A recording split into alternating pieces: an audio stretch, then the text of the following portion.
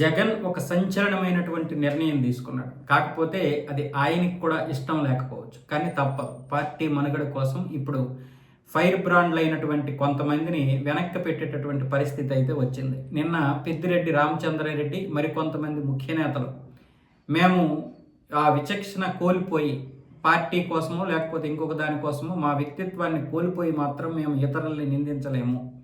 అలాగే ఆ fire brand కోసం, ఆ ఇమేజ్ కోసం మేము తాపత్రయపడలేము. అలాంటి వ్యాఖ్యలు ఎవరి మీద చేయలేమని చెప్పి అంబట్ రాంబాబు, అలాగే ఆర్కే రోజా, అనిల్ కుమార్ యాదవ్, ఇటు కొడాలి నాని ఇలాంటి వారిని ప్రస్తావిస్తూ పెద్దిరెడ్డి రామచంద్రారెడ్డి లాంటి వాళ్ళతో పాటు మరి కొంతమంది నిన్న వ్యతిరేకించారు.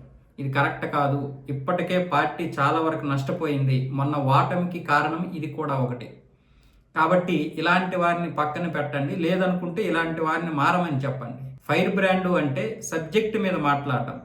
అటు ప్రభుత్వాన్ని లేదా ప్రతిపక్షంలో మనం ఉన్నా లేకపోతే ప్రభుత్వంలో ఉన్న అవతల వారిని మనం ప్రొటెక్షన్ చేయాలి. అవతల వారి మీద విరుచుకుపడ్డము అంటే సబ్జెక్టు మీద మాట్లాడటం. అంతేగాని బూతులు మాట్లాడటము లేకపోతే అటువైపు ఉన్నటువంటి ముఖ్య నేతల మీద తిట్టడం కాదు కదా అన్న విధంగా కొంతమంది మాట్లాడితే ఇప్పుడు జగన్మోహన్ రెడ్డి ఏమొచ్చి దీని గురించి ఆలోచిస్తున్నారు.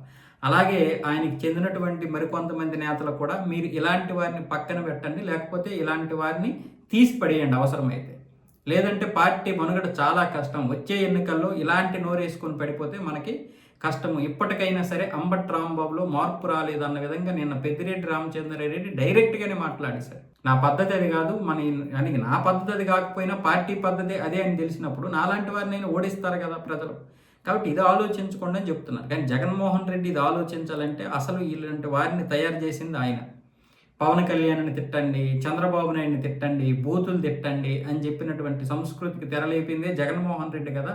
మరి ఇలాంటప్పుడు వాళ్ళని ఏ విధంగా సముదాయిస్తాడు, వాళ్ళని ఏ విధంగా హెచ్చరిస్తాడనే ఒక అపవాదు కూడా, అలాగే ఒక చర్చ కూడా ఇప్పుడు వైసీపీలో నడుస్తుంది. కానీ పార్టీ మనుగడ కోసం జగన్మోహన్ రెడ్డి మాత్రం వీళ్ళందరినీ వెనక్కి తగ్గండి, లేదనుకుంటే కఠినమైనటువంటి చర్యలు తీసుకోవాల్సి వస్తుంది అని ఒక నిర్ణయం కూడా తీసుకున్నాడు. దానికి సంబంధించినటువంటి ఆదేశాలు కూడా ఇచ్చాడని కొంతమంది చెప్తున్నారు. ఒకవేళ నిజంగా అలాగే తీసుకుంటే అది వైసీపీకి ప్లస్ అవుద్ది. రెండోది ఇది ఒక జగన్ తీసుకున్నటువంటి సంచలన నిర్ణయం కూడా అవుద్ది. కానీ నిజంగా తీసుకున్నాడా లేదన్న విషయం తెలియదు. ఆయన మనసు ఎప్పుడు ఎలా ఉంటుందో చెప్పలేం. ఈ రోజు ఇలా నిర్ణయం తీసుకుంటే నెక్స్ట్ టైం మళ్ళీ మీరు ఎందుకు తిట్టలేదు అని అడిగినా అడుగుతాడు.